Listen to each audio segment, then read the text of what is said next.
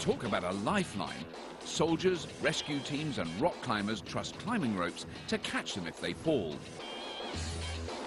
These ropes must be strong, and they must also stretch to absorb the jolt of a climber falling.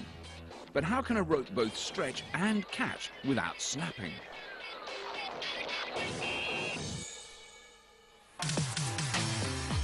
It starts with twisting together half a dozen strands of thin nylon line to make the core or innermost part of the rope. These strands are a lot like the fishing line you use to catch a trout. Nylon is an ideal material for climbing rope because it's lightweight yet super strong. It also shrinks when heated, which will be important later when even more stretchiness is added to the rope.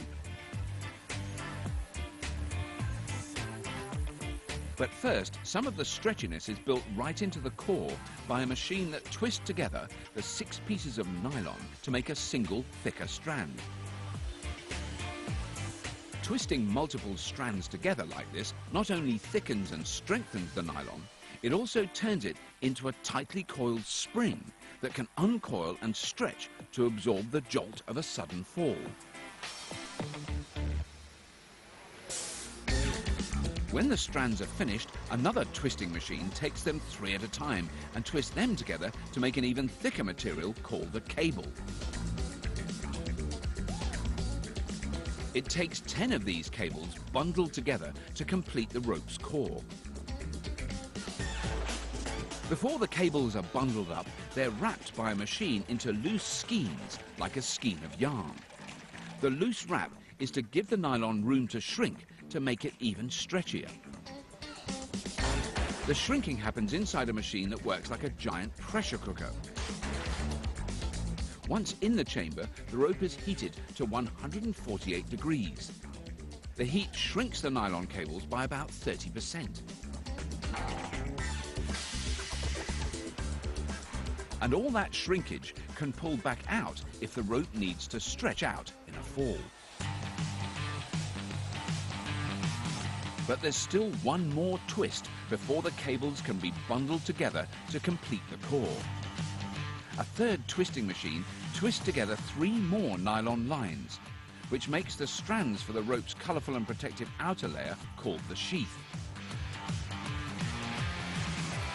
Once the strands for the sheath are ready, it takes one final braiding machine to bundle together the 10 cables into the core.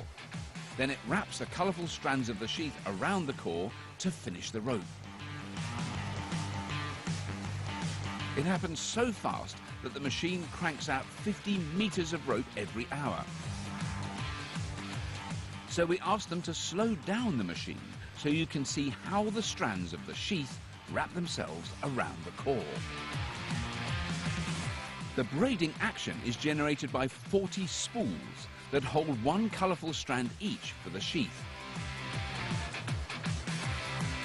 These spools do a do-si-do sort of dance around each other as their strands unspool so that they're weaving and braiding around each other as they wrap the core. At full speed, the spools spin at 22 revolutions per minute to braid the rope together.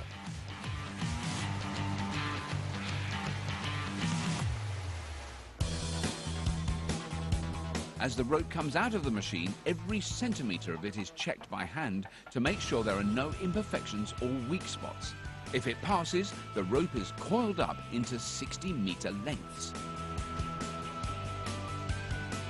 The ends are cut and sealed with a hot knife to keep the rope from unravelling. With all the strength and stretch that's woven into the core, this rope can take up to 816 kilos of force without snapping. And stretch enough to save a climber's life.